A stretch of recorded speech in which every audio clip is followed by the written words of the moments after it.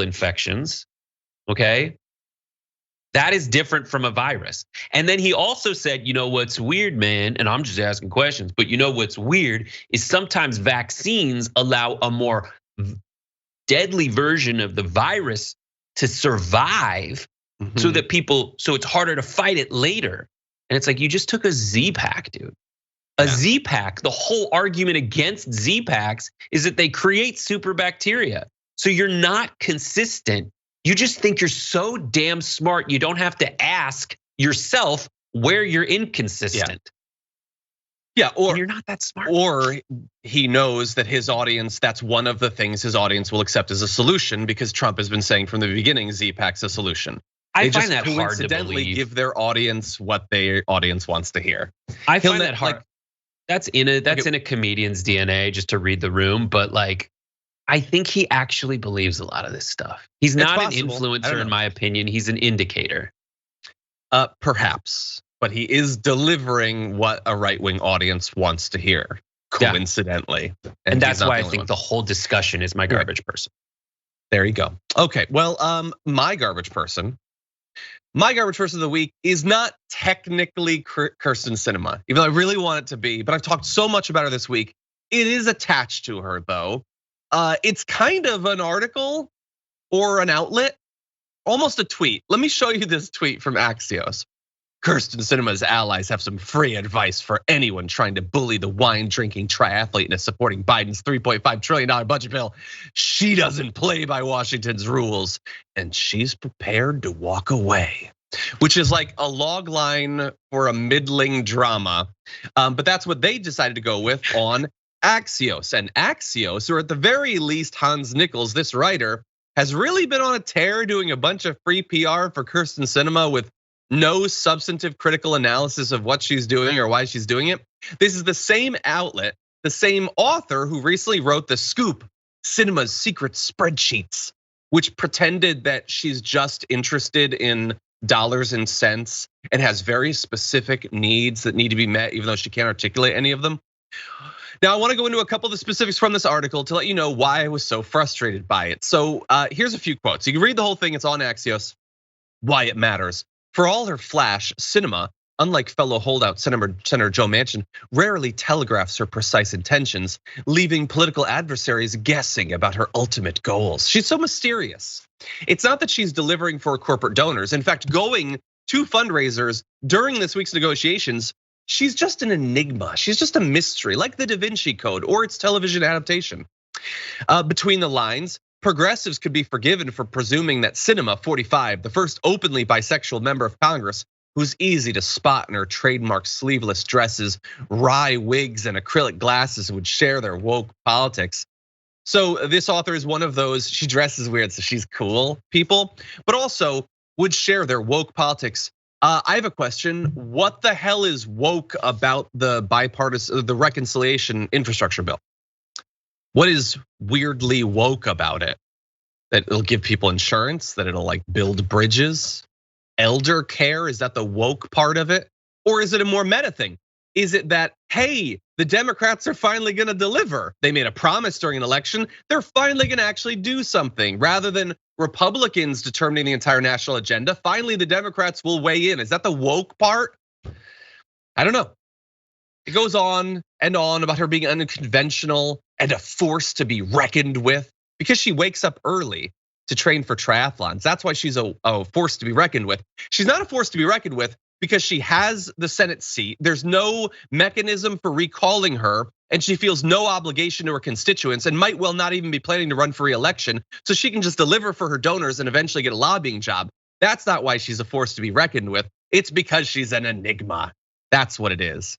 And so you can read the article. It is so uncritical. If I were Kyrsten Sinema, I would ask them to dial it back a bit because it's so ridiculous. But it's just the latest in a thing that Axios is doing, wanting to make her out to be some sort of independent or maverick rather than just another Democrat delivering for their donors. Quick thoughts about this, Brett? We only got a minute. If we can go back to that first graphic, here's how I know this is not journalism. Is the last line in that first graphic is she's prepared to walk away, and then they show her biking. Like that just doesn't. That's not walking. She's prepared to ride away, man. If you're gonna conjure a metaphor, stick with it. Yep. But anyway, that's my garbage person of the week. What did you all think? Well, I sort of suspected I knew. 31,000 of you voted on our community tab. And coming in at number 5 with 5% of the vote is Nancy Pelosi for breaking her promises on the spending bill. Really? Just 5th for her? Okay. Tied for 4th and 3rd at 6% each. You have Jeff Bezos for harming employees in pursuit of his space race. We talked about in the show yesterday. And Marjorie Greene for screaming at people on the Capitol steps. Not a lot of love for Marjorie Greene this week. Number 2 is Mitch McConnell with 18% of the vote for bringing the government to the brink of shutdown. But Kyrsten Sinema has blown away the field at 65% of the vote for imploding the Democrats' entire agenda and just being the worst while doing it. Thank you to everybody who voted, much appreciated. And thank you, Brett, for being here as always for our Friday edition of the Daily Report. Awesome, thank you for having me. Thank you. Everyone stay tuned for Game Busters later on tonight. Maybe I'll be there, we don't know. We'll see. Galaxy Brain is happening also this evening between Indisputable and Main Show. Basically, go to twitch.tv/TYT and just leave it there. There you go. Thank you, Brett. And I'll be doing the power panel later on, so I'll see you then. But until then, stay safe out there, stay sane out there, and I'll see you soon.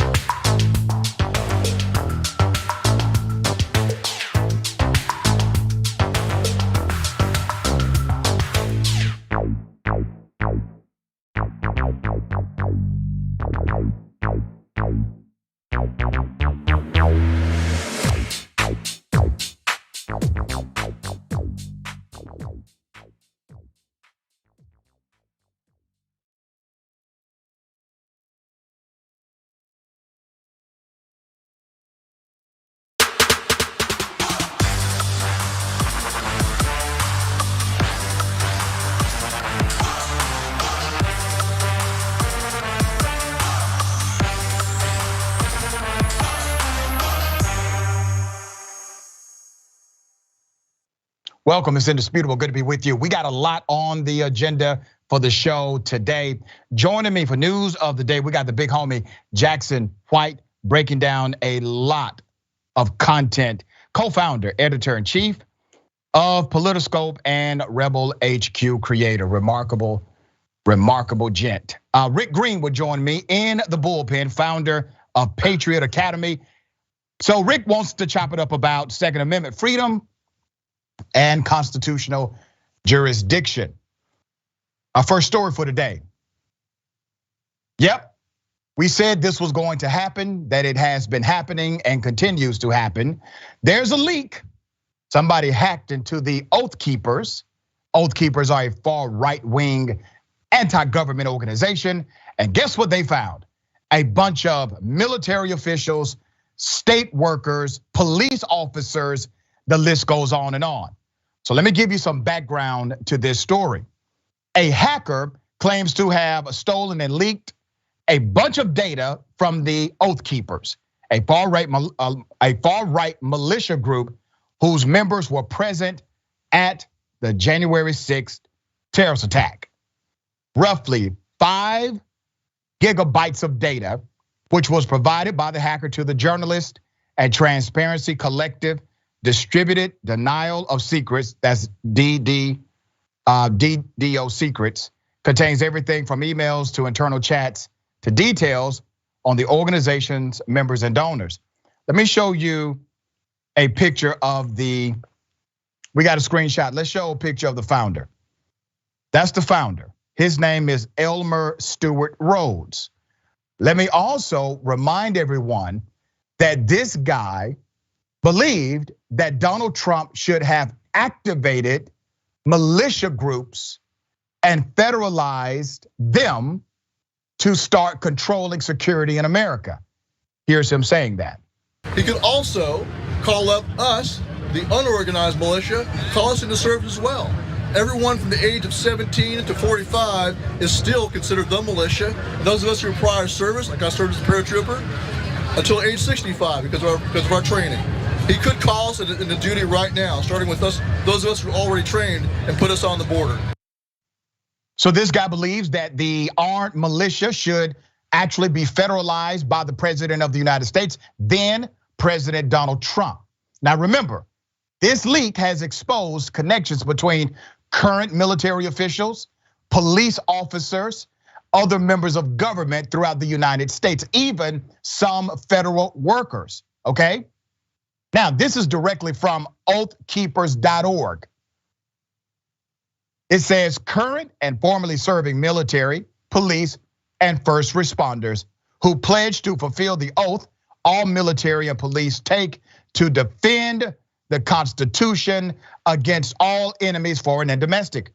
The oath mandated by Article 6 of the Constitution itself is to the Constitution, not to the politicians, and oath keepers declare that they will not obey unconstitutional orders, such as orders to disarm the American people, to conduct warrantless searches, or detain Americans as enemy combatants. That's right on their website. More than 10,000 emails, I want that number to sink in. More than 10,000 emails from the inboxes of high-profile members, including state chapter leaders, were also found in the breach, with dates ranging from January 13th to September 19th.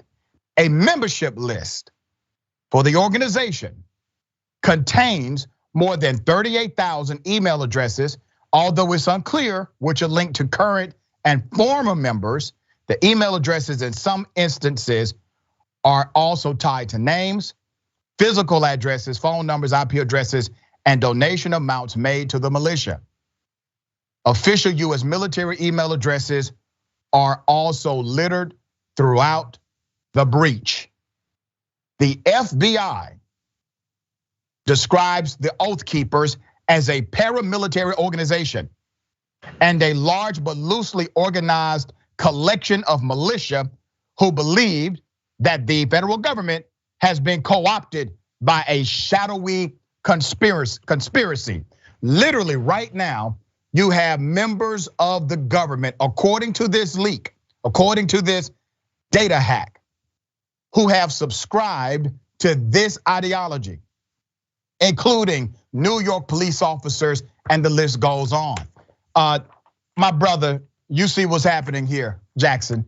It's not really a surprise, but now you have cause and effect. You have dynamics connected here. What are your thoughts? Well, my first thoughts is that this is really one of the biggest consequences of the Republican Party putting far right-wing culturalism at the center of their operation, and that it's permeated into everything that the tentacles touch. such that, the majority of people in law enforcement are Republicans, and therefore their access to that echo chamber and that culture that not only protects, like is the hard fight against like Black Lives Matter and defund the police, and really holds that culture in place. But also the Republican Party funds militarism within law enforcement. I live out here in New Jersey, and I regularly see, cop cars that are tanks and, people with military grade weapons in richer neighborhoods, so that people in more expensive areas can feel more protected and safe from those who have less. And so, they're finding people who are members of the Oath Keepers within NYC. But again, because the Republican Party's cultural influence is so powerful, this is, people who may not be members of the Oath Keepers, but the people who are, cut from the same cloth all the same, are, spread all throughout the ranks all over the country. And so, really another thing, lastly, that pointed out to me, the whole anti-government, that really for them just means anti-democracy and anti-competition. That's really all that means. So, again, like you pointed out, this isn't surprising at all. And this is really and largely a part due to the Republican Party's cultural influence. Very well said, brother. Shifting gears, we've noticed something across the country and beyond. Anti-Karens. Anti-Karens are real. We have spotted anti-Karens a few times. Now, I want to bring you to some anti-male Karens. Here it is. Puerto Rican, is that wrong? That's right. I love Puerto That's right. What about this guy? They don't love you. I love Koreans. Do they need to I love every country. But when they come to America, it would be nice if they spoke English. Too bad for That's you. not racist. Yes, it is. No, it's not. The United States doesn't have an official language, jackass. I never said it did.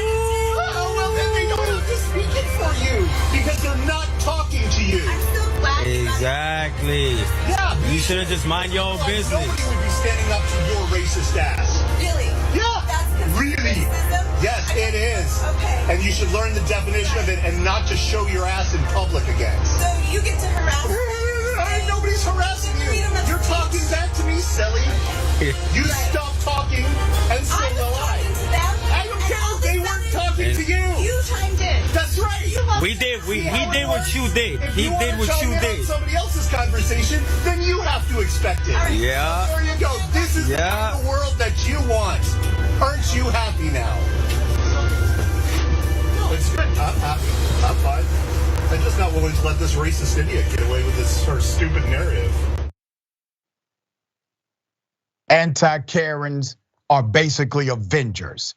Now, let me say this. We cover Karens because in the social construct of our reality, Karens are dangerous.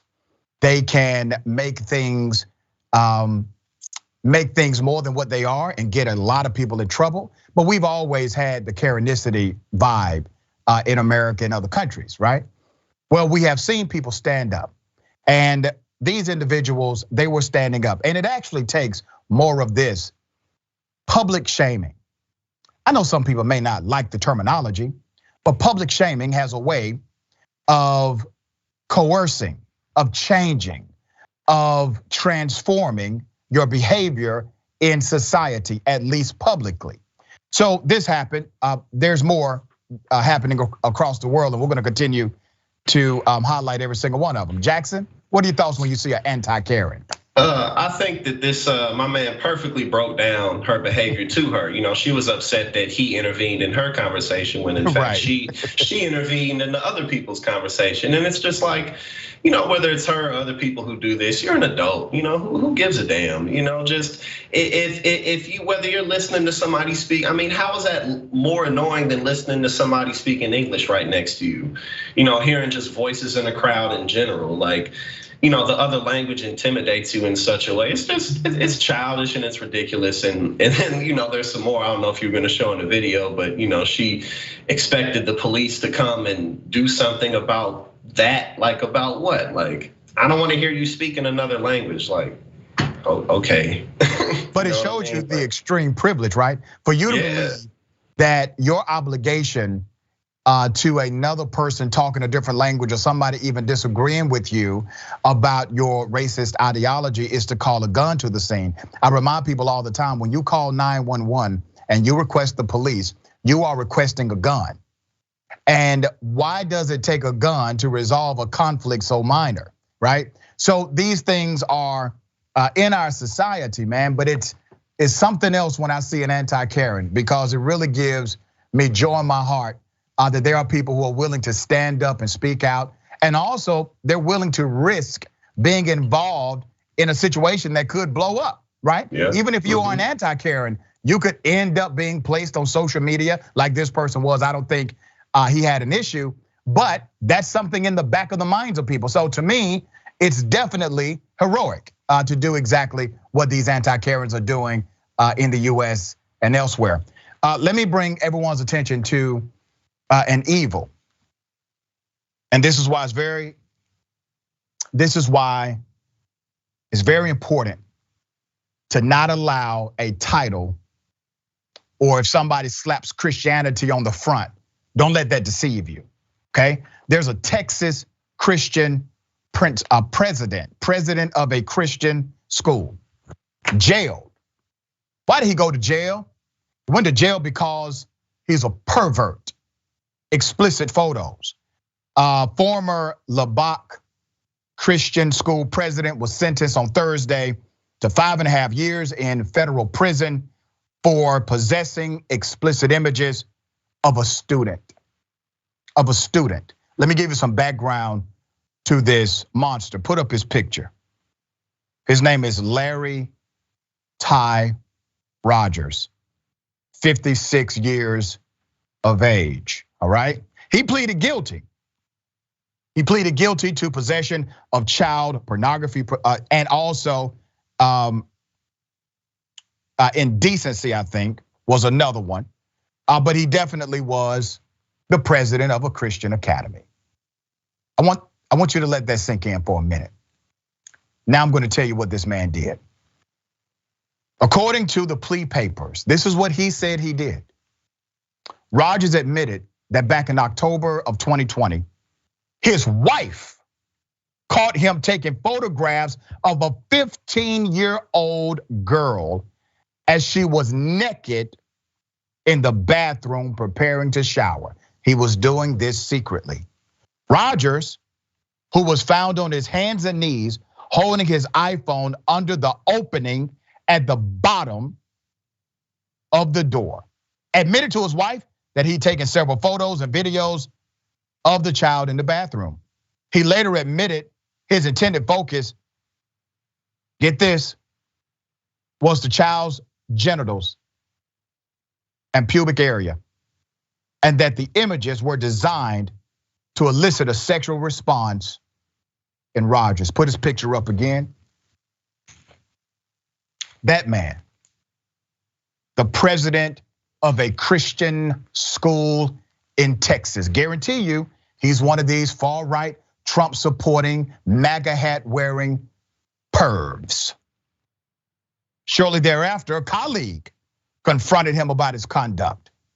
Rogers dropped his head and confirmed that he had taken the photos of a minor female and suggested that he should resign his position as president of the Christian school. Oh, well, way to go. I mean, I need to resign. I'm a bad guy. No, you need to take your ass to jail. Okay?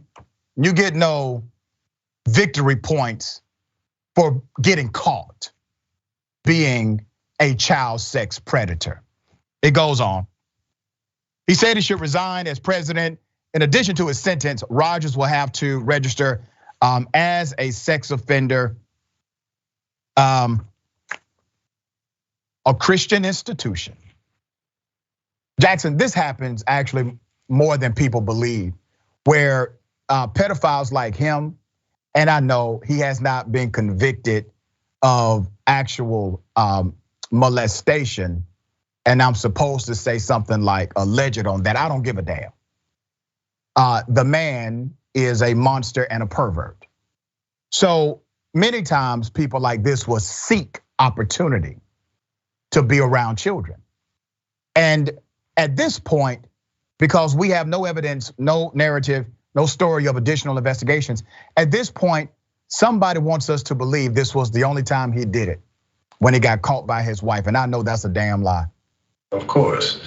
And unfortunately, one of the negative side effects and the pros and cons of everything, but one of the downs of religion is it allows people to hide under the guise of righteousness.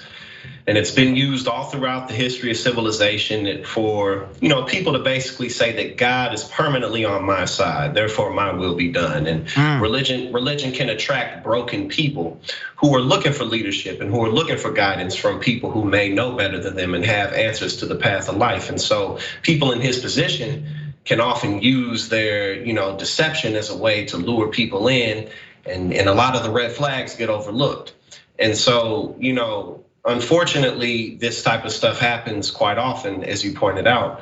Unfortunately, this guy got caught and is going to be facing some prison time. But again, we can't allow people who are part of religious institutions to get away with behavior that's, perverted just because they're under the guise of righteousness and God. So yeah, and I actually think his sentence should have been more harsh. This was in alignment with the sentencing guideline. However, this should have been an enhanced sentence given the fact that he was in a position of public trust and the context of that public trust was directly related to children. All right, we got more on the other side. It's indisputable. Stick and stay.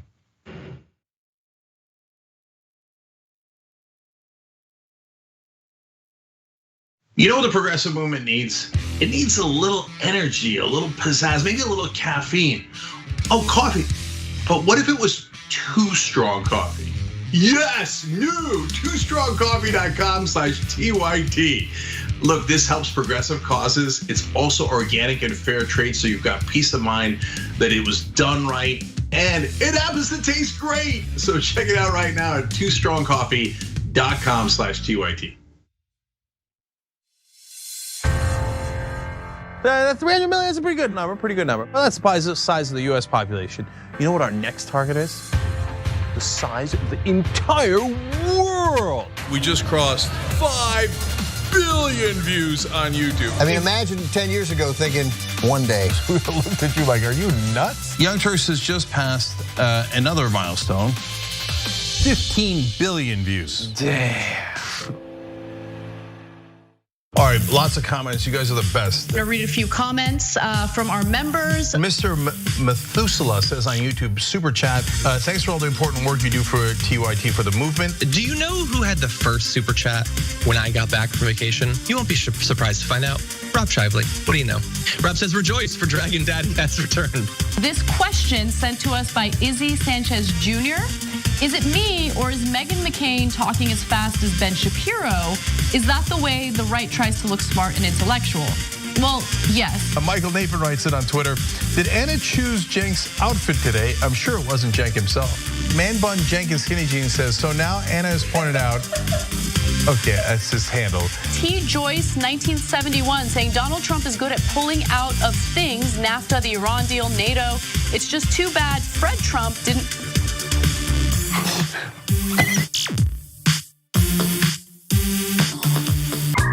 All right, let me do a little quick plug here. It's not even a plug, I'm bragging, okay? I'm bragging, watch me. We have a channel on YouTube, a whole channel devoted just to the Young Turks. It's badass, right?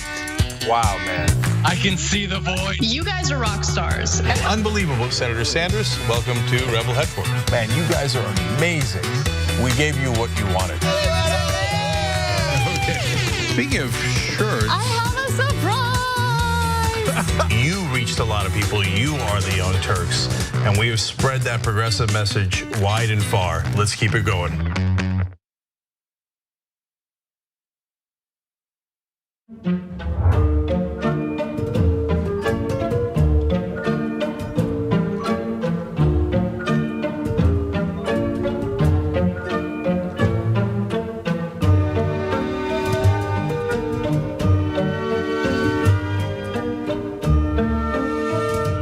Here's what we do.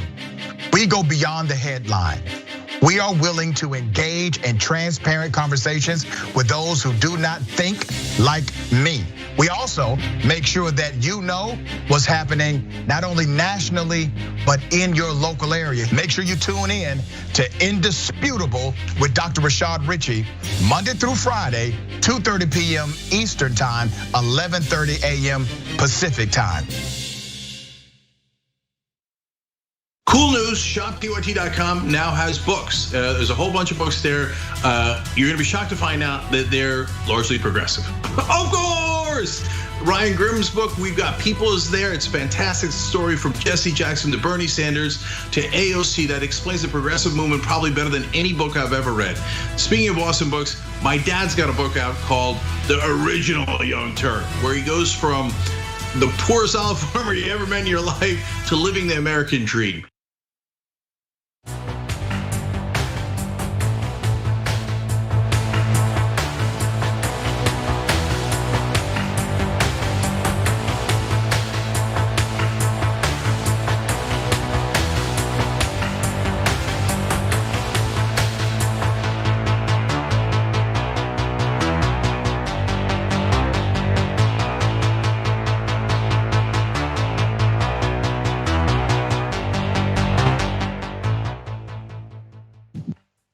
All right, welcome back. We got a lot of show left.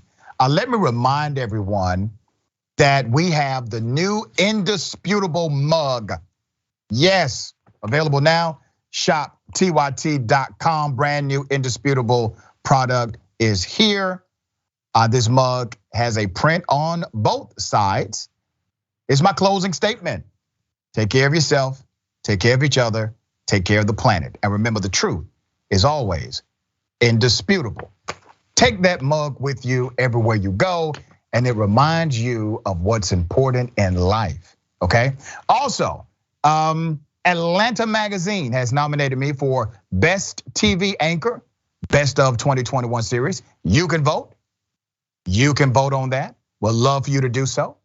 And it recognizes the work that we do right here on TYT by bringing unapologetic truth, direct conversation, open discussion, and policy solutions. Here's how you vote, real simple. Go to go to tyt.com/Rashad, tyt.com/RASHAD. Go to the box, you'll see it right there. Just type in Rashad Richey, RASHAD, RICHEY. And you have until October 11th, and you can vote every day. You can make this part of your daily regimen. Those are the rules of the contest, okay? All right, and don't forget, coming up right after Indisputable, we got Galaxy Brain with the big homie, Ben Carollo. 4 p.m. Eastern time, 1 p.m. Pacific time. That is a Twitch exclusive, twitch.tv/TYT. Let me read these comments. All right, TYT member Eric the Red, Elmer Stewart Rhodes, entirely sure it isn't Elmer Fudd. I knew somebody was going to say that about this guy. Jambo Gino, getting to work in law enforcement when you used to be a gang member is a white privilege. And listen, according to LA County, they can still be gang members. All right, Mickey C, the silver-haired dragon. Would that Karen be throwing the same tantrum if two deaf people were conversing in sign language? That's a good point. YouTube super chat. Spud started out already hyped for the show. Tomorrow's my birthday and I get to see the good doctor live today. Best Friday. Well, Spud, happy early birthday to you, and I hope you have a great birthday. Anytime your birthday falls on a Saturday, the gods are smiling upon you. Don't forget that. All right, Styx Dragon, I need an eye patch. Why do bad guys all have eye patches? Army of One, hooray for anti-Karens, real heroes, that's right. King T, salute to all the anti-Karens. Yep. Jim Adelberg, make bigots ashamed again. That may sell. I like that. Make bigots ashamed again. Peter Hamby, do not entitle Karens face reality, cowards to the truth, from the Haiku Dragon. Non-human humanist, if I speak my language in public, never get negativity. If people speak other language, even the official one, get racist treatment if their skin is dark. Bernie, the Kiwi Dragon, racist Karens, I will speak any language I blink and well please. The only language we won't tolerate is Karenese, or is it Karenish or Karenai or Karenian? Yeah, we'll come up with it. We'll come up with a good one. All right. Twitch, gotta go to Twitch real quick. Mike Boy raps, he should just get is that a monocle? I'm gonna have to consult Webster's on that one. All right. Genocide 2002. And they say superheroes aren't real. Okay. All right, thank you all for chiming in, all right? Next story. Ladies and gentlemen, this is a doozy. I wish a Karen would. You want to call the police on them for having a barbecue on a Sunday. I feel free! Back off! I'm gonna tell them there's an African-American man threatening my life. Walk in and do a little work and be a little more professional. Completely understand. I'm downside. What we can do at the moment.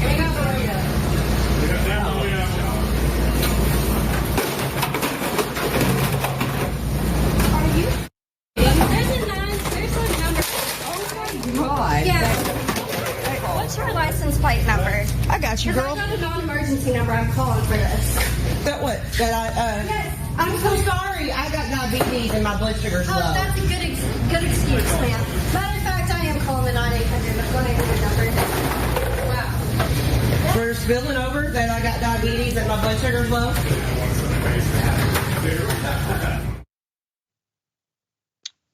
Well, how do I dissect this? Let me first start by saying we highlight Karens because Karens are dangerous.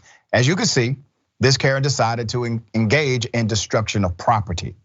Now remember, right before she did this engagement, right before she committed this criminal act, she said, you all need to be professional while I tear this damn store up, okay? Now remember, that's your pretext, right? So she has enough energy to yell, scream, curse, tear up the store, but this is all because her sugar is low. Well, I actually have people in my family, members of my family with diabetes, and it's a serious disease. I have an uncle who has to take multiple shots a day in order to live. When his sugar gets low, he gets very weak. He can't do all of that. He can barely move. So she's lying, okay? Jackson, your thoughts?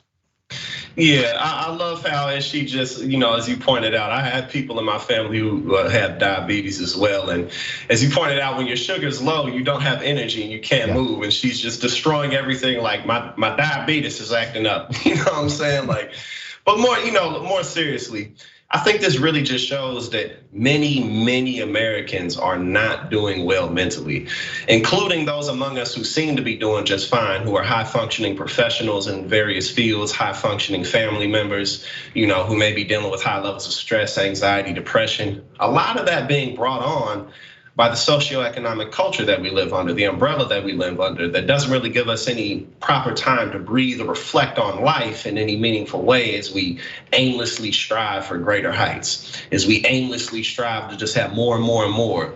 Just think about like just products in America. Think about how much money Apple makes and how frequently the products break. And just a lot of the pressures of society just really weigh down on people in ways that impact us more greatly than we may realize. But that was just something that really stuck out to me. That I got you, brother. I just think this is a regular ass Karen, brother. That's what I believe. That's just me. My assessment. So. My assessment is not as articulate as yours. Definitely not as deep, but I think it's more accurate. This is just a regular ass Karen. Okay, all right. Let me go to the next one. I got something for everybody. Double dose. You want to call the police on them for having a barbecue on a Sunday. I feel free! Back off! I'm gonna tell them there's an African-American man threatening my life. Investigator from the California State Board of Equalization. Okay, so who are you looking for? Do you own this property? Are you the owner? Are you looking for? I'm looking for the owner of the property. Well, then I'm pretty sure if you're the tax fraud investigator for the state of California that you'll know how to find a property owner. Well, if you're not the tenant on a lease, then I'm going to have the police out here and have you removed in 2 days. You understand? You're funny. Are you're laughing at me? You look like you're on drugs. Unless you Looks like you're on drugs. Well, you're being forced, so that you're representing. It doesn't matter. It doesn't matter if you're. Well, this house looks like it's got issues. You look like you have issues. And there's no some bitch. Okay. Oh, some bitch at your door. You got squatters here at this property, and I'm going to prove to the police that you don't own it. Okay.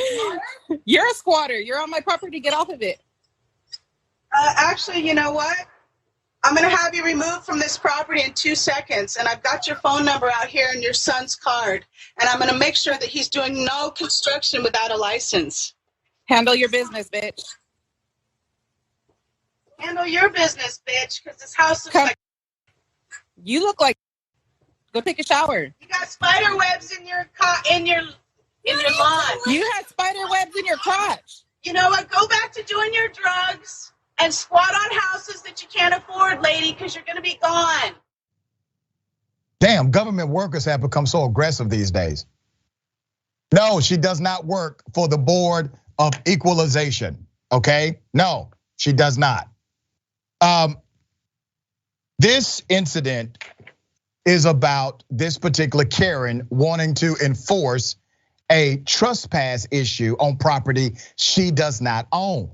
And so she falsely presents herself as an investigator with the Board of Equalization of California. So she poses this, is not accurate, obviously, and she gets into this back and forth. Well, my production team did a little research. In 1879, the California State Board of Equalization was established under the California Constitution to regulate county assessment practices, equalize county assessment ratios, and assess properties of inter-county railroads. The subsequent constitutional and statutory amendments to support the board was directed to administer tax, fee, and appellate programs to support state and local government. Today, the BOE focuses on its constitutional responsibilities: property tax, alcohol beverage tax, and tax on insurers. Seems like if she did work for the BOE, she's a little bit out of her damn jurisdiction. But think about the creativity that goes behind this.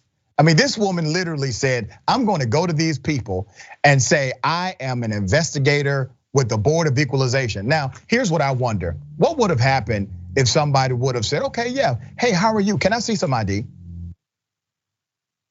What would have happened if they actually engaged with this woman? Would she have continued in the lie? Okay, it's really interesting that it is actually against the law to do what she did, to represent herself as a government employee. That law is 538G. Don't have time to go into all of that law, but obviously representing yourself as an investigator with a governmental agency when you are not is a crime. It's a misdemeanor in the state of California. So, Jackson, was this Karen also under the pressures of the economic system in the United States of America? She was under the pressure of some type of opioids, man. This is the type of shit that gets people shot, man. Just coming up to people's, door. I mean, seriously, just coming up to people's doors and knocking. And what was really funny about it to me is, like how you pointed out, what would she have done if they would have came out and be like, let me see your ID? Because this was such like a spontaneous plan that she just got like off the influence of the drugs. Because you saw she started to walk away, and then they said like, yeah, walk on. Then she turned around like, then she just like had to keep on going back and forth with it. Like she had no real in-depth plan. She was just like, like I thought it was gonna work. Like she didn't know what she was doing, man. Yeah, and listen, she had, I don't think the outfit she had on had any pockets. So she has no paperwork. She has no opportunity to present any type of ID. I mean, if you're going to do something like this, I don't recommend anybody do anything like this. But if you're going to do it, look the part, damn it. I mean, obviously there's something going on here. I believe when the woman on the other side of the door said, it seems like you're high. It seems like you're doing something, right? I don't know if this was liquid courage or courage from something else. But remember, brother, to have this kind of Karenicity, it comes from a very authentic place in that individual. So this wasn't something that she just said, oh, I'm going to do today. This was something that she already had inside of her to do. And maybe this was the day she felt courageous enough to pretend to be an investigator in order to, I guess, scare somebody into leaving their property and then scare their son as well. Yeah, she just needed a little help from that influence. That's all she needed. That's where she got that courage, and that's all she really needed. We highlight these stories, and we're going to continue to highlight these stories because when you look at behavior from a different point of view, when you see this kind of behavior, it has a way of letting you know, hey, not only do we need to be aware that this behavior exists, we need to also actively check it when we see it, right? We've had strategies for many years in various movements. One of the primary angles of any particular strategy is to make sure that it is exposed. Transparency is key to reform and policy change. Because of us highlighting Karens, I'm not just talking about this show, I'm talking about American people, anti-Karens of the world, decent individuals. Because of that, you have a slew of anti-Karen laws with city, county, and state governments all over the United States. If you call the police just because somebody is being black, well, you get to go to jail now under an actual statute in many jurisdictions across the country. That would not have happened without the exposure of Karenicity and seeing how it adversely impacts our society. We have more on the other side. It's indisputable, stick and stay.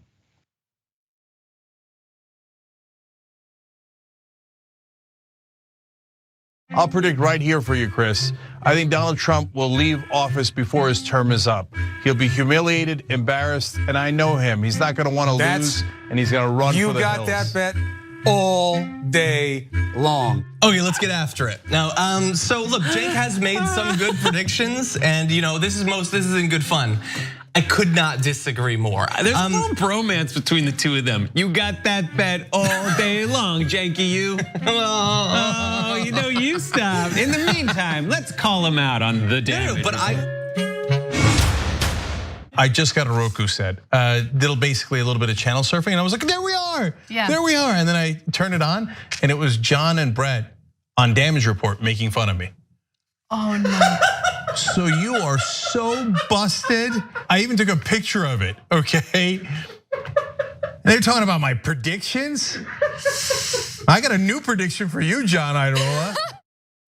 You're doing a show that's blowing the doors off everybody. Young Turks is the largest online news network, not a big deal. We're gonna rock the boat. We're gonna be counter-establishment. We're gonna tell people the truth to the best of our abilities. We're so sick of this corruption. We're not the robots on TV. I actually care about the news. Guilty, I care. Fourth day on Occupy Wall Street. Last night we launched Wolfpack.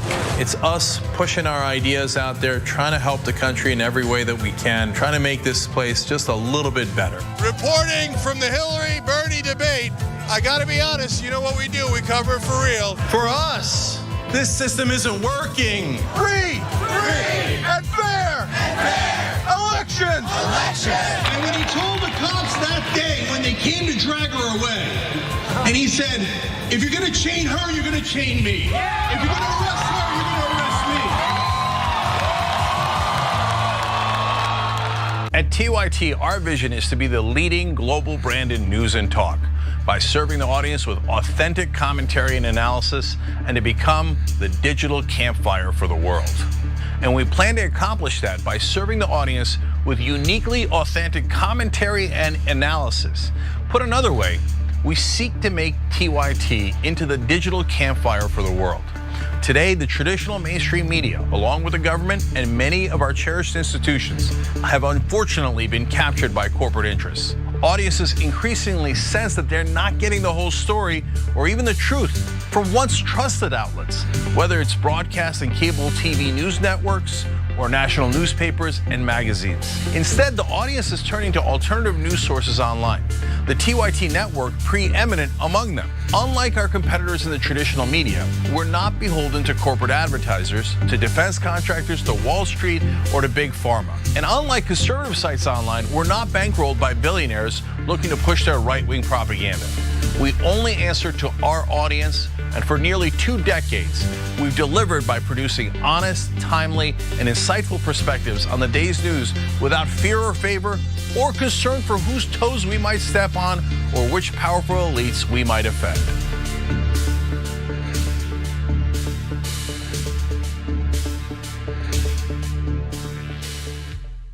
Hi, I'm Bartholomew Joseph Kyle. I do audio for the main show, The Young Turks. I also do audio for Post Game. I started in 2006. I met Cenk Uygur at the Iraq for Sale screening that was directed by Robert Greenwald. And watching that, I want to figure out a way to be part of something that's genuine and authentic.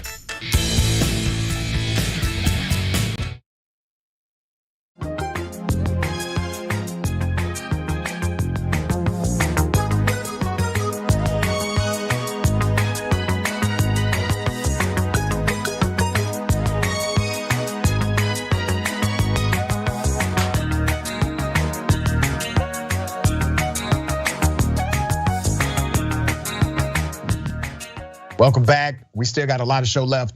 Let me read some of these amazing comments. TYT member, Colorado, blue, blazer regular. Let me check the literature.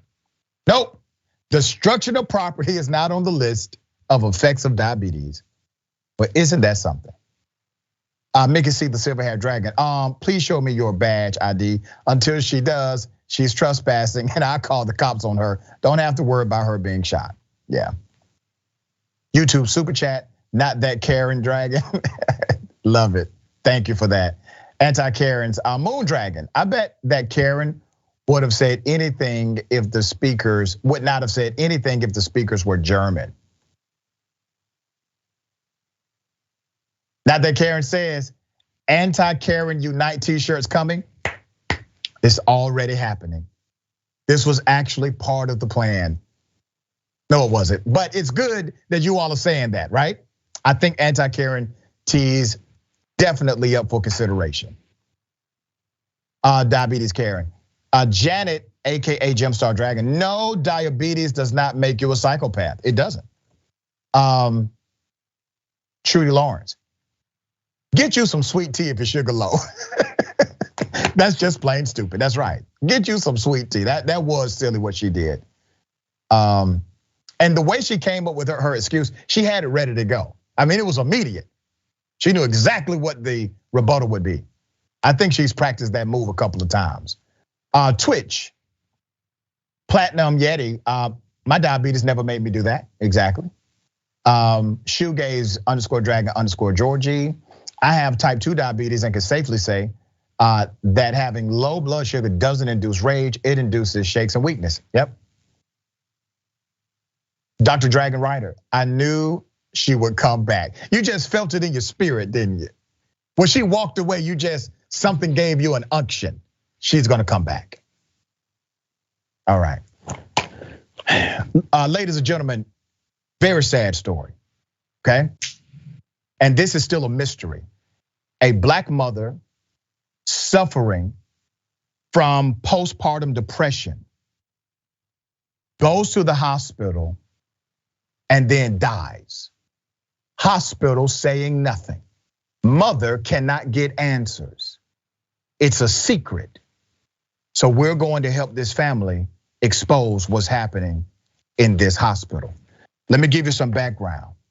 In August, Denise Williams, 29 years old, a black mother of a 2-month-old and a 3-year-old, was rushed to NYC Health Hospitals, Queens, to receive treatment for postpartum depression. It happened, simple enough, right? Williams' mother, Linda McGee, called 911 because her daughter was not eating. The mother did the right thing. Let's put up a picture of this deceased queen. That's Denise Williams. She is now dead. And there are no answers from this hospital according to the family. Now, people are protesting. Just 48 hours after check-in, McGee received a call from the hospital thinking she was going to pick up her daughter. She received a call from the hospital that an autopsy would be performed on her daughter. It was the first communication the family received that Williams passed away. That's what her family told the city. A month later, now remember, they're trying to work with the hospital. They're trying to figure out, hey, do you have more information? What happened to our daughter? What happened with her inside of this hospital? And the hospital is not giving them the information. So a month later, the family still has no answers as to why this young lady died in the care of the hospital. The family also has yet to receive any autopsy report. A spokesperson for the hospital told PIX11 that they have been communicating with the family. The spokesperson said, and I quote, let's put that quote up. "We are committed to providing quality, compassionate, and safe care to all our patients, and we will continue to communicate with the family as appropriate." Cool. Williams' death also brings light to larger national issues. The maternal mortality rate of Black women. According to the CDC, Black women are 3 times more likely to die from pregnancy complications than their white counterparts. In New York City, that number jumps to 8 times more likely. Black women in New York City are also far more likely to suffer from postpartum depression and are also less likely to receive treatment for it. This mother did the right thing. This mother saw her daughter was suffering, recognized it as postpartum depression, called 911. And when the ambulance got there, when the paramedics got there, they failed her too. So let me explain how that happened. Williams and McGee both requested that she go to another local hospital that they felt was safer. But the paramedics denied their request, said Williams' aunt, Charlene McGee.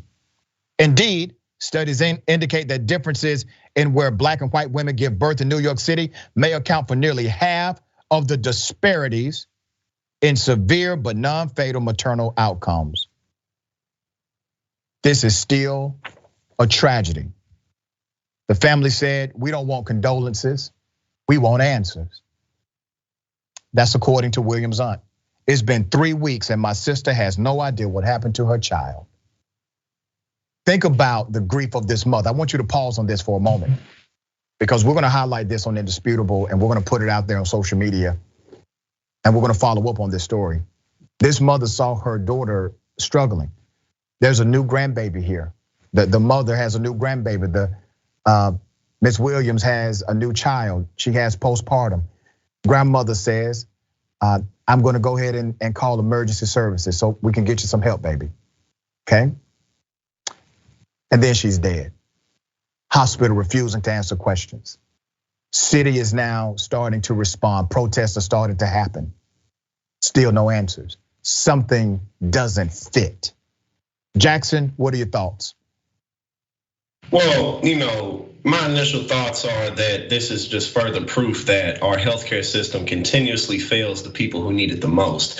And that without the media attention that this story got, this woman likely never would have even been in a position, her family probably never would have been in a position at all to receive justice. And just those numbers, 3 times nationally, Black women are more likely to die from pregnancy issues, and 8 times in New York City just goes to show that profit is at the center of the industry. Less attention gets paid to those who can't pay the bills or who aren't insured in certain types of ways.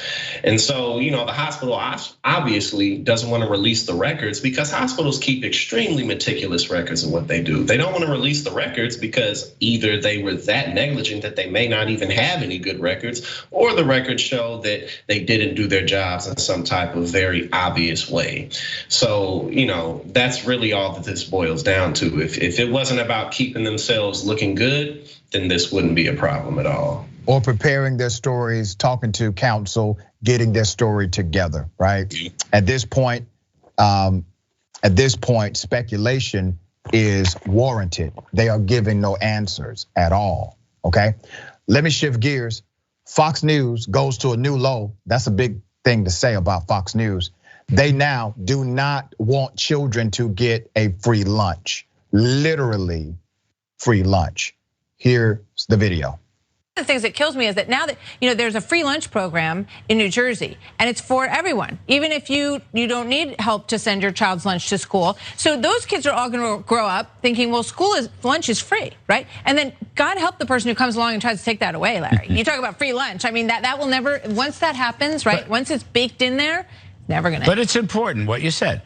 You're going to pay for it with higher taxes and higher inflation. And I think common sense Americans know this is not right. They don't want big government socialism. They don't want a welfare state we're all dependent on. It's a damn shame. You have to laugh, not to cry. Martha McCullum, I've been on Martha's show a few times. Usually she is a silly Billy, but I never thought she would stoop this low. Okay, and with economic advisor, former Trump economic advisor, Larry Kudlow. This is really interesting to me because this discussion should have been in the larger arena of political spending or political maneuvering, but to bring it down to school lunch, I want to remind these folks of something. I really do. One, kids in K through 12 education, they don't pay for their lunches anyway. Their parents do, even if they don't have free lunch, okay? Parents give them money. I know you all are really separated from that reality of most Americans, but that's how it works. Many schools, including City of Atlanta or the Atlanta public school system, they give free lunch. They give it to everybody, right? This is up to the local taxpayers, and they're willing to do this. This is something that is a favored approach. But I want to remind these people of something. While they are debating about free lunch, remember, many of them are Christians. McCullum, she talks about her faith a lot. Well, I think she forgot that Jesus literally gave people free lunch when he fed the 5,000 men, women, and children. Didn't worry about them paying. And it's amazing to me that we debate over programs like this, but you never heard people like that debate over the cost of war. So let me get this right. We have unlimited spending as it relates to killing people and blowing things up. You never debate about the cost of war, but you debate about the cost of feeding those around you. That doesn't make sense. And now you're debating about children. Jackson, what are your thoughts?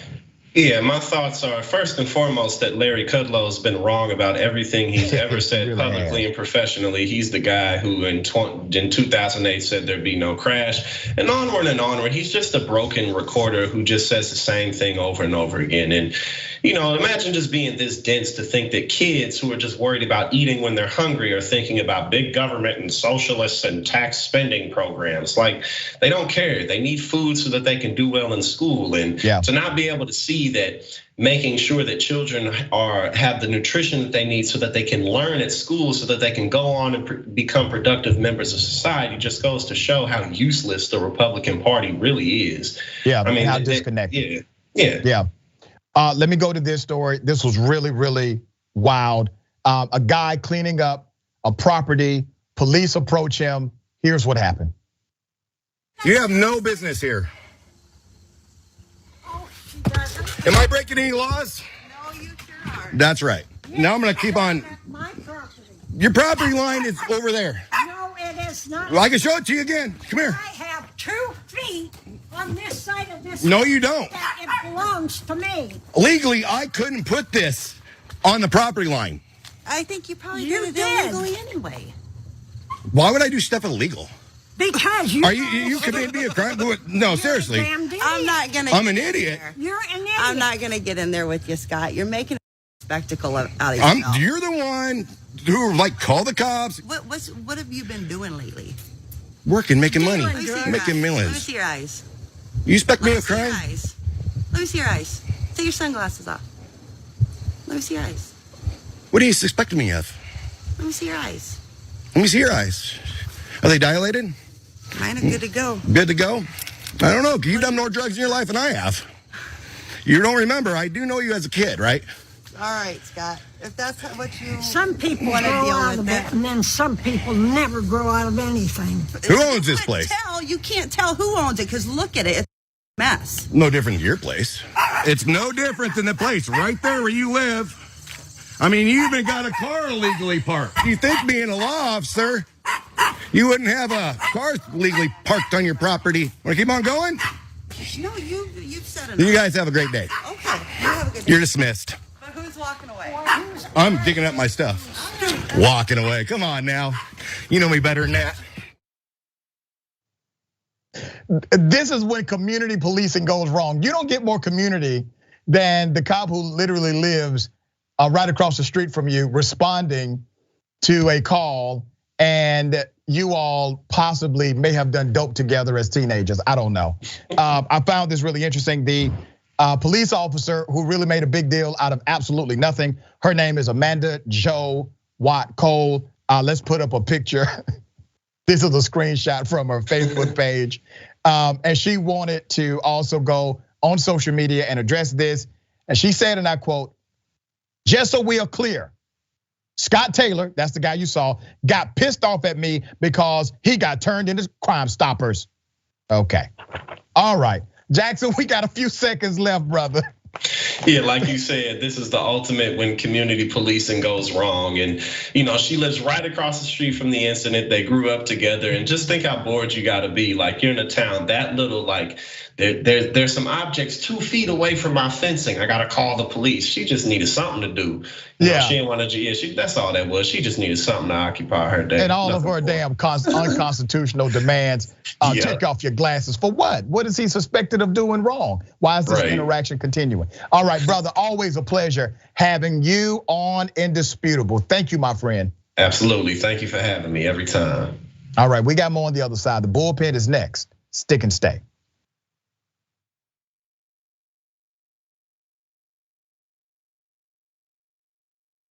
Cenk Uygur is not here today, which means that I will be able to talk during the show. We'll see. Poor Cenk, under the bus. My God, if Jesus came back, how much would the Republicans hate him? Now you have to give away all of your possessions to the poor. Steve King would be like, "Oh, Weezy." Everyone should be lucky enough to have a John Iadarola in their life. You confused everyone? Okay, sorry, I thought it was pretty clear. Take a break now. You can turn me to Dr. Manhattan as long as I get what Dr. Manhattan's packing, okay? The liberal mom says, "Mark Thompson, have you ever thought about doing one of those tapes that soothe people to sleep? Like Mark Thompson reads the phone book. I'd buy it." If you'll buy it, I'll do it. Emilio D'Amelio writes in, "John, you are so thick. I love you." That's what he wrote. Pork Chop Express writes in and says John Iadarola needs a new jacket. Whoa. Those 24-inch pythons are about to burst out of his sleeve. Gun, baby. You know, the 2 people here said that their moms were both in love with you over Beauty and the Beast. That's an improvement. I usually get grandmothers. Charlie Turk. No, wait a minute, don't you dare. Chemical castration when we return from the break. I hope that, who they choose for the White House isn't just a borderline Klansman. That's all we gotta hope. That's it, we will settle. She's cute. I didn't say that about Laura Ingraham. Scandal at TYT. Did Anna comment on my tan yet? No, she hasn't. You're a good bosser. But Anna did say that I come in here today with a fresh mind. That's all I'm about. I'm about a fresh mind. I can't with you right now. Okay? She just can't. She can't, but nonetheless, we have to for another 3 hours. I'm back, baby. Let's rip in the Republicans. See, don't miss the live show. That's great. Tell people, if you're a member, you get the whole live show whenever you want, because this stuff doesn't go into any of the clips.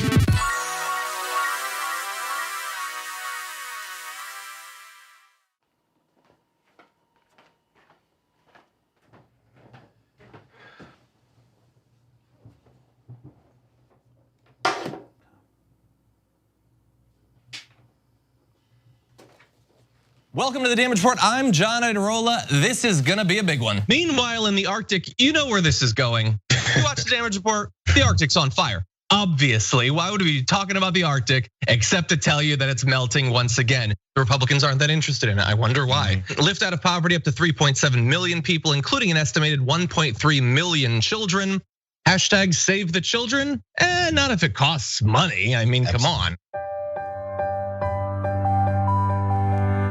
What's happening? I'm Dr. Rashad Richey, host of Indisputable with Dr. Rashad Richey. Here's the bottom line. I play no games about policy, period. Too many people's lives are at stake. So here's what I do. I challenge conservative ideology that hinders the growth of this country. I make sure we place our facts in proper context, and I have no problem debating anyone on a position that I have. Progressives have the ideas to change the world, but when you really look at it, progressives have always changed this world for the better. I want you to tune into my new show, Indisputable with Dr. Rashad Richey, right here on the TYT Network, 2:30 p.m. Eastern Time, 11:30 a.m. Pacific Time. I'll see you there.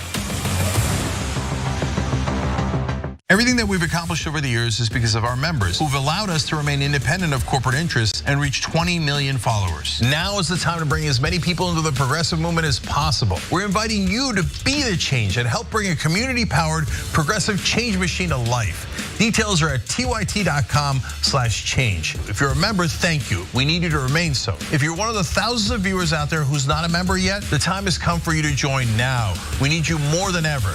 tyt.com/change.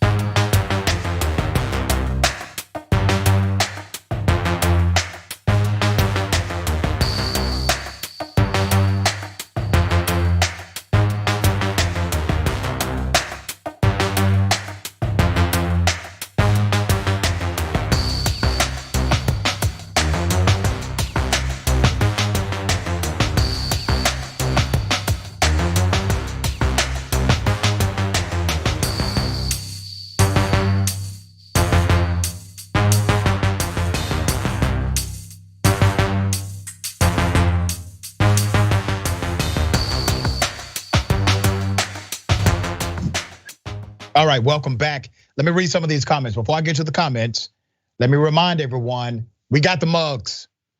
We got the mugs now available. All right, shop tyt.com. It is two-sided with my closing statement. Take care of yourself, take care of each other, take care of the planet. And remember, the truth is always indisputable. Make sure you get that mug, all right?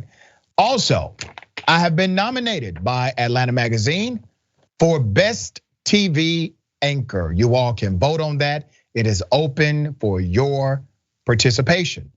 That voting ends October 11th. You can vote once a day. Real simple. Go to tyt.com/Rashad. tyt.com/Rashad. Type in the box, Rashad Richey, submit your vote. Let's win it together, all right? Also, right after this show, we have a new episode of Galaxy Brain with the big homie Ben Carollo, 4 p.m. Eastern time, 1 p.m. Pacific time. That is a Twitch exclusive, all right? Get your Twitch game up. Okay, let's read the comments. T1T member says, Biden flavor corn pop. So this is why so many black folks, including my mom, when she says, when she was alive, hate the hospitals and fight not to go there for any reason. And sometimes it comes down to treatment as well. And I'm not talking about medical treatment, I'm talking about behavioral, how people respond to you, okay? Mickey see the silver-haired dragon. Oh my God, I cannot imagine what that mother is going through. Bad enough that she lost a child, but now she'll blame herself because she called for help. Isn't that something? Isn't that so sad? Derek, corporate takeover of healthcare equals casual disregard of the most vulnerable patients. I'm still trying to figure out why the paramedics told her no as far as what hospital they felt more comfortable going to. Somebody has to investigate that as well. We got a lot of them. I'm gonna read as many as I can. YouTube super chat. Rainy days, yeah, that's an issue. We need more people of color to become doctors in all fields. That's right. As a matter of fact, there's a study that came out about a year ago. Even people like Dr. Oz and others talked about it on their program. I lecture at a medical college here in Georgia. It was a big study, and it showed that black people who have black doctors live longer. If black people have white doctors, they do not live as long. If a black woman has a white doctor, she's in trouble, big time. That's what the data showed, and many of the variables were connected to believing the patient and also what they believed the patient or assumed the patient was going through, regardless of what they said. Diagnosis has a lot to do with what you tell your doctors and a lot to do with what they believe, okay? All right, non-human humanist. Aren't these the guys for pro-life, but school kids should starve, right? It is hypocritical, right? Very hypocritical. Mass Debater says, small town drama always cracks me up. I mean, that was just, when he started walking to her house, I said, no, the house isn't right there, is it? It's right there. Ladies and gentlemen, welcome to the Bullpen.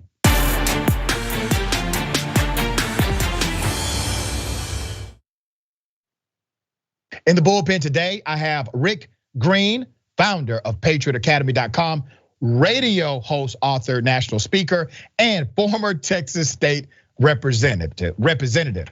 My, are you an accomplished guy? How are you, Rick? Welcome. Hey, Dr. Richey, pleasure to be with you, man. I'm honored to be on your show. I appreciate you being a lover of truth and free speech and fighting for those things and what you believe in. Not many people out there have civil discourse like you have on your program. I wish we had more people doing that. So just want you to know I appreciate your style and what you do. I think you either have civil discourse or civil war. So you're a patriot in my book. You're trying to save the nation through civil discourse. Thanks for seeking truth and giving me a chance to be a part of the program and say what I believe, hear what you believe, and have some intellectual curiosity back and forth. Appreciate it, man. Well, brother, I appreciate that sentiment. I hope you feel the same by the end of this conversation, okay? Yeah, that might be the last nice thing I say today. We'll see. Right. Let me ask you, man, I don't want to presume what you know or believe about freedom of speech, Second Amendment rights, et cetera. So give us some of your thoughts, your sentiment as it relates to those items. Well, to have a free society, you have to have both of those things. The founding fathers called the right to keep and bear arms the first law of nature, the palladium of all of our other liberties. So you've got to have that in order to have free speech. And then, of course, free speech itself. Like I said, without civil discourse, man, we become more splintered. We start hating on each other. We start looking for violent ways to settle our disputes. I think free speech is essential to a society like ours. I'm not saying this to just be nice. I think we need more shows like yours so that people from very different persuasions, we may not agree on anything. We're gonna find out today if we agree on anything, But to be able to have this civil discourse, I think it's a shame right now that we've shut that down in our nation in so many ways and prevented it. So I'm thankful for the opportunity to discuss it, but I think those are inherent natural rights that God gave to every single one of us, and government's job is to protect them.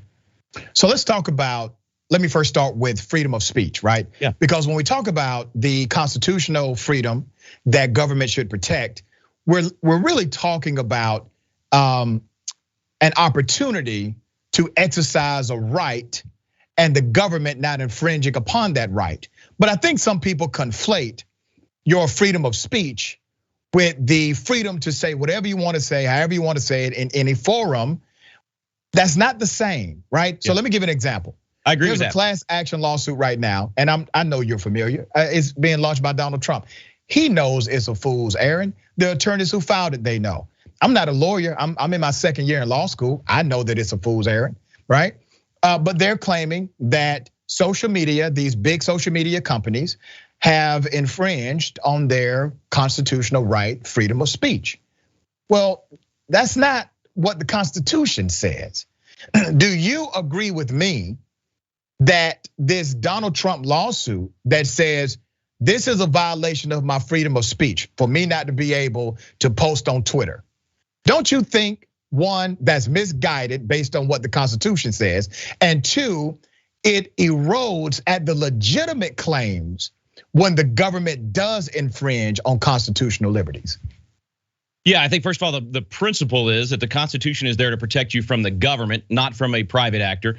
You don't have to have me on your program, so I can't call you up and say, hey, my constitutional free speech right says you have to give me time on your program, on your platform. If I'm holding a big seminar or an event, no one can force their way on stage to get to exercise their free speech. Those are all our decisions because we created that platform. I think there's a difference with some of these social media giants that have been given government protections, and government is colluding with some of these social media giants, telling them what speech to shut down, what speech to allow. So at that point, it becomes a government actor, and they're sort of like the brown shirts enforcing government's will in that place, in that particular instance. And in this instance, actually shutting down anyone that has a narrative that doesn't fit with the government narrative. We've seen it with the COVID fascism across the country, preventing people from even being able to talk about proven cures and treatments that work with COVID. That's bad for the country. It's bad for science. It's bad for Come freedom. on now, Rick. Yeah, Rick, let's bring this thing back. Let's bring it back, brother. When you say that these companies are being controlled by the government as far as what regulation happens. Well, not controlled. I said in collusion with. Well, where's your proof that they are doing this in order to restrict speech? Well, Jen Psaki admitted it. Joe Biden has admitted it. They've actually said we're telling them the types of things we want shut down. So I mean, they've admitted it. I've been a victim of it. I've seen Tell me how you were a victim. Explain it. Well, they prevented me from even talking about scientific studies, from being able to have doctors. Now, who are they, in brother? the field?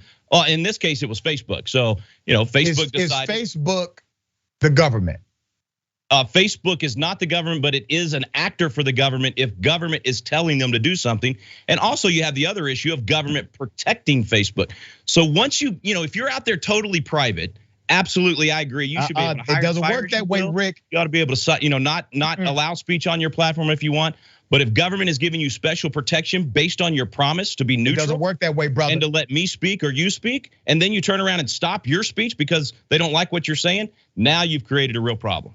Let me tell you, brother, it doesn't work that way. Now I'm going to read what the Constitution says because it's not statutory. It's actually codified in the Constitution through a congressional restriction, okay? The Constitution says Congress shall make no law. Let me repeat that. Congress shall make no law respecting an establishment of religion or prohibiting the free exercise thereof, abridging the freedom of speech or press, et cetera, or the right of the people to protest and assemble peaceably, right? Right. Okay, so very clear, there's a very clear directive here from the Constitution. The United States Congress cannot statutorily pass a law to infringe on your freedom of speech. However, we already have statutory common sense restrictions on speech. They have existed for a long time. Sure. If you curse in front of children. There are some states that have state laws saying, well, that's child abuse. Even though I disagree with that law, that is statutory in many states, including there's a version of that in Texas as well, in your state. If you play loud music, you have a noise issue, right? Even though music has been ruled as a First Amendment protection, if you play it too loud, it's a nuisance, it's an issue, right? Right. And you also have the regulation of speech that may harm other people. You cannot yell fire in a crowded building.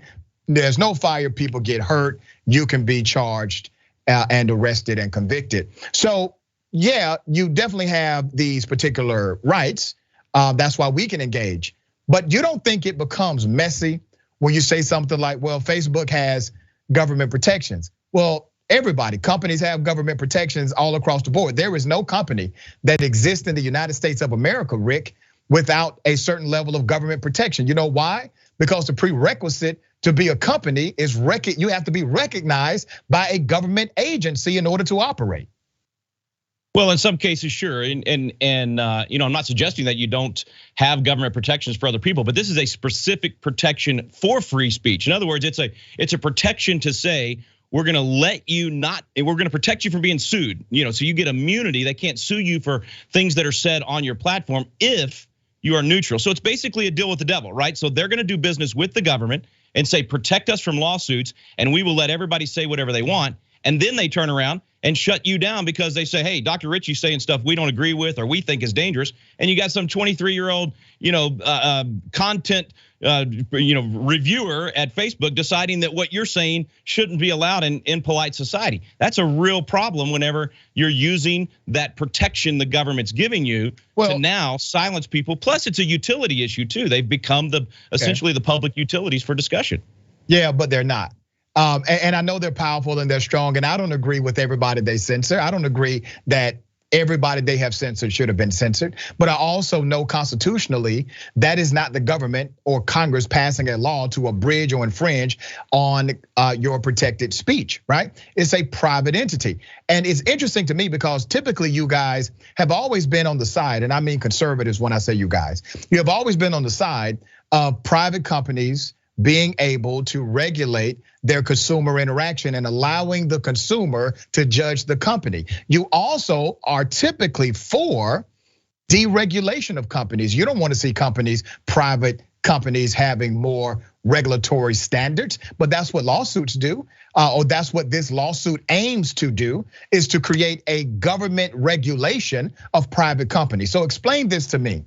How are you on a platform and promote a platform that's antithetical to government regulation while supporting a lawsuit that's begging for the government to regulate private companies? Yeah, it's 100% intellectually honest and consistent to say the government should not be involved in what's happening between private businesses and the consumer.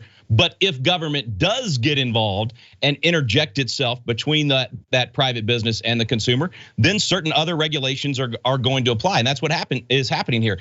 I'm all for social media giants having absolutely no regulation on them and the government not getting involved if they give up the protection. If Section 230 goes away, then we have no case. We have no argument. Donald Trump has no argument to say that you're treating me different than you're treating the other consumers, and you're using your government protection to do that. Now, I'm sorry, I didn't hear that. Why do you think that Donald Trump is actually being treated differently than others? Explain that to me. Sure, I mean, we're silencing him, removing him from Twitter for stating because he violated their community standards and rules. Yeah, so what are those community standards and rules? Whatever they allow violent people, they allow all kinds of nasty things on Twitter, and yet they're gonna stop the president of the United States from giving his, I think, well-reasoned and backed up by data opinions. Come on, in most cases. Now, granted, he does go off on some things, but listen, you're gonna silence the president of the United States? He's not the president, not silence people that are involved in terrorism and all these other things? I mean, it's a double standard. You don't think it's a double standard? Seriously? Rick, listen to yourself. First of all, you do know he's no longer the president, right? Well, at the time they banned him, he was. And even if you just say former, I would argue that former president, I wouldn't want Barack Obama president. I wouldn't want Barack Obama silenced. He's an important voice in the culture for the left. Which means he's gonna be on left. When Trump was banned, he was banned because of his violation of community standards. The truth is, brother, he should have been banned while he was president if you looked at it moment by moment, item by item. But he was not. They waited until the end of the presidency and then they decided to ban the guy. But let's be very clear. What was the community standard that he violated? Inciting violence. Inciting violence. Let me finish. Retweeting information that could become riotous, and also racism or retweeting racist tweets that he was warned on and did not stop. So these things were aggregating over time, and he should have. So have they done the same thing to other members of the community that incited violence during riots last summer, for instance, or encouraged people to take to the streets? Did they? They have. Did they? They did. They actually kicked off over 1 million individuals or gave them penalty for doing the same thing. Yes. Okay, people that like Kamala Harris that encouraged people to take to the streets and bailed out people that were involved in violent riots, not peaceful riots. All right, so let's okay. I don't Rick, remember that. give me a second, brother, because you're shoveling a lot of bull-ish on the show. So let me try to get through some of it. Facts are facts. Okay. One, when you look at the Twitter platform or any of these other platforms, and you say, "Oh my gosh, they're singling out Donald Trump." Well, why they singled out me? So I don't want to defend Donald Trump. I'll defend myself. Allow me to finish. Yeah. I'm sorry. Go ahead. And you all say this is a big conspiracy against those that are conservatives. That's really the genesis of the lawsuit. The class action part, the class action element is about conservative content, right? I haven't looked at his lawsuit, but I know from personal experience that most of the people that are being banned or silenced are on the conservative side of the aisle. Okay, that's because y'all don't know how to behave. And so, let me, but it's interesting because you all are the same guys. What have I done that didn't behave correctly by sharing scientific You all are the same studies? guys. Let me make this point, man, because I find it really fascinating. You all are the same people that will tell, let's say, a black citizen gets pulled over, right? And they're not immediately compliant, right? And you all would say, people on your side of the aisle will say, all they have to do is comply, follow the rules, and this would not have happened to them. And then you all openly and actively violate every rule in front of you, and rules that are set by private companies that you all supported that can set rules. You said these companies can do this, and then as soon as they start enforcing the rules, as soon as they say, this is a standard and you're violating this standard, now you want the federal government or federal judges to regulate those companies. And remember, brother, if this is about conservative ideology and conservative content, you explain this to me. Why is it that Ben Shapiro, Candace Owens, Charlie Kirk, why are they still on all of these platforms? Marjorie Taylor Greene, Matt Gaetz, why are they still there if this is only about silencing conservative voices? Well, you conflated a lot of issues there, but I'll take the last one that you mentioned. Candace Owens has been banned at times. There have been some of the big names. She's still active, and she had to file suit to get back on some of those platforms. So she filed an appeal. And most of the time they pick on the smaller folks like me, right? That don't have the same resources, the same large platform in other areas, and that's usually the people they're shutting down. But hey, look, at least we can agree that we want free speech. We want people to be able to say what they believe, right? Let the marketplace decide if I'm crazy or you're crazy. Let us say what we believe. But that's not what you're proposing, Rick. You're proposing a government solution. Remember, the private companies have. No, I'm proposing get the government out of it. I'm proposing get rid of Section 230, no government protections for these private entities. Let them live or die on their private market choices. Yeah. Okay, Rick, Section 230 deals with a public policy issue as it relates to the responsibility and liability of these particular companies in relationship to defamation. Right, that's what I was explaining earlier. If you get that protection that says nobody can sue me because I let somebody say something on the platform, you now have a responsibility. That's not the fullness of the element. The element that you're talking about says because of public policy and these free flowing ideas, we're going to have to treat social media like, let's say, a venue, okay, where people get to congregate and they can talk about what they want to talk about. It's like the town square, but the town square can be regulated. The town square can have rules. The town square can have regulation and enforcement of that regulation. So the court said, we have to now look at social media as a de facto town square. Now, do you in every circumstance want to sue the person who's in the town square or controlling the town square?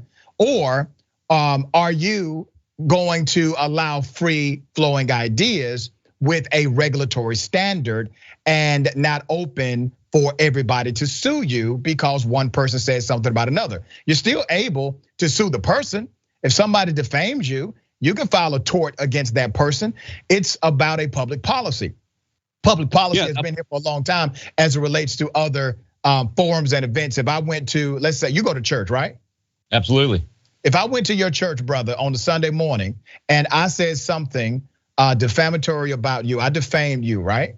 I said, hey, this guy did A, B, and C to me, and it was a lie. But you can't sue your church. You cannot sue your pastor for that. You cannot sue the deacon board. You can only sue me. And that was the logic of the court. Why do you disagree with that logic?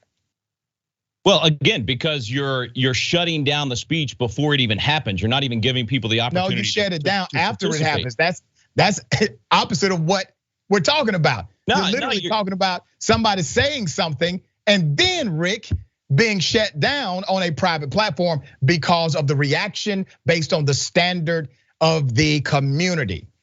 It's no different. I mean, it's actually a good comparison. It's no different than preventing someone from having an event in the public square and being able to have free speech at that event, even before they've had the chance to express themselves. I mean, it's the whole reason that MLK called the prevention of the marches in Birmingham an unjust law, because you're not giving people the chance to come out and speak and say what they believe. There you go, Rick, trying to evoke the name of Dr. Martin Luther King Jr. I'm not allowed to do that. I mean, he's one of the greatest heroes in American history. Why am I not allowed to use MLK? Not for a lie, brother. Hell to the no. So let me correct that for you. Yeah, give me the lie. The laws that Dr. King was talking about were based on racist application. That's right. Where they would file all of the proper paperwork in order to have a regulated march in that particular city. Exactly. Well, they were denied based on the grounds of racism, okay? Exactly. That is that is not comparable, brother, to a legal finding, to a court ruling that says social media is like a venue.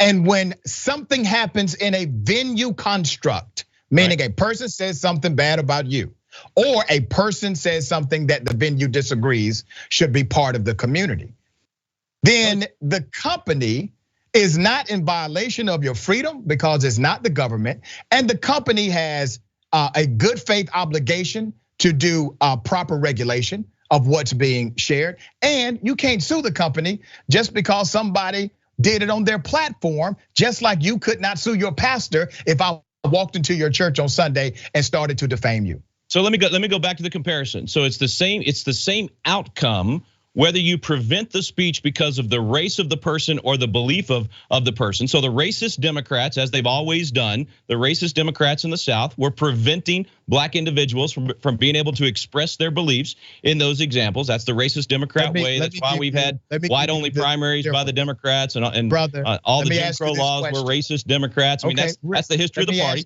Yeah, there were plenty of racist Democrats. There are a whole bunch of racist Democrats today. But I guarantee you this, brother. And I just ask you, members of the KKK today, how many of them do you think are Republicans? I don't even know if there are any members of the KKK. Come on, man. Anymore. Come on, brother. The KKK. Since you brought it up, though, this is important. 100%. This is Let very, me give very you the number. 100%. The KKK is in the congressional records as an arm of the Democrat Party.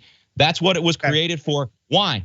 To harass black and white Republicans. Of the roughly 48 so I'm going to go ahead and respond to that before the time is up. 1,200 of them were whites. Why? Because they were Republicans. Respond to that before the time is up. The reason why you say what you just said, the reason why you said it is because you sit in a seat of privilege, okay?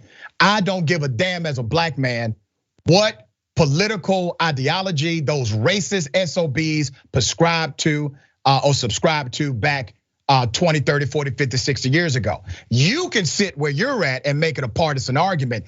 I don't give a damn about that party affiliation. Racism is racism, period. And the point about Dr. King that you missed is that it was actually the government discriminating against Dr. Martin Luther King Jr. Right. And it was not a private company in that situation. But brother, all of it is based on racism in the 60s, now comparable to what you're trying to do today through social media. The principle of preventing speech because you disagree with someone, because you hate them for whatever reason. Brother, you can hate them. You don't get to say whatever you want to say in a private establishment without enforcement, common sense enforcement. Come on, man.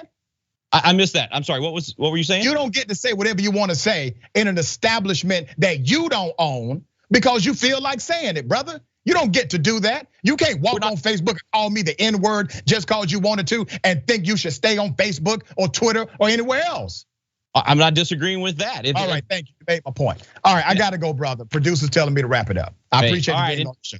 Enjoyed being with you, Dr. Richie. God bless you. Have a good one. We'll bring you back, brother. All right, just remember, everyone, take care of yourself, take care of each other, take care of the planet. Remember, the truth is always indisputable.